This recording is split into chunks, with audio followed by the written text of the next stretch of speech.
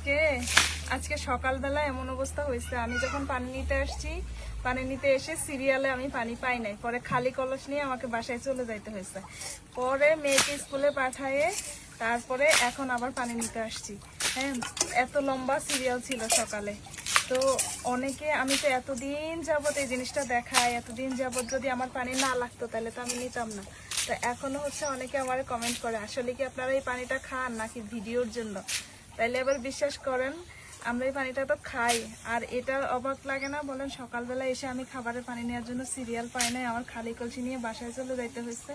পরে এখন আবার আসছি, এখন প্রায় 10:30 বাজে, আমি সকাল 8টায় এসে সিরিয়াল পাই নাই।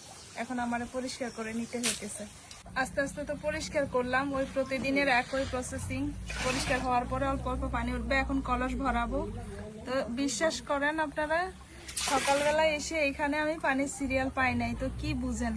এলাকার সব মানুষ সকালে এসে, আমরা মানুষ কম, আমাদের পানি কম লাগে, কিন্তু অন্যান্য ফ্যামিলিতে তো আরো মানুষ বেশি থাকে, তাদের খাবারের পানি অনেক বেশি লাগে, তারা ডেলি 4-5 কলসি নেয়, আরো বেশিও নেয়। তো আমার কম লাগে, এজন্য আমি একবারই আসি।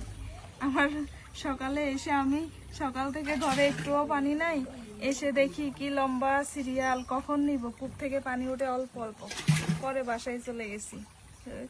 এই পানিটা খাইতে অন্যরকম স্বাদ হওয়ার কারণে যাদের বাড়িতে কল আছে তারাও এসে এই পানিটাই নিয়ে যায়। কল আছে, প্রায় বাড়িতে আছে, আমাদের বাড়িতে পানির ব্যবস্থা আছে কল না থাকলেও, কিন্তু এই পানির স্বাদ অন্যরকম।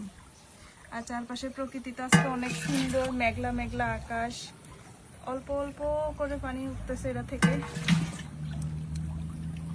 ওইদিকে দূরে ওই সাইডে বড় পাথর আছে, ওইদিকে করলে পানি ভালোই উঠে, এটা থেকে পানি কম উঠে।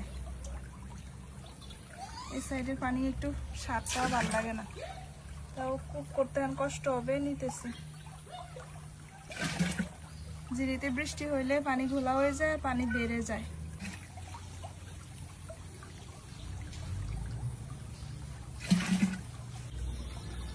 আশেপাশে আজকে অনেক মানুষ থাকার কারণে আমার কথা খুব আস্তে আস্তে বলতে হইতেছে, লজ্জা লাগতেছে, সবাই তাকাই আছে আমার দিকে।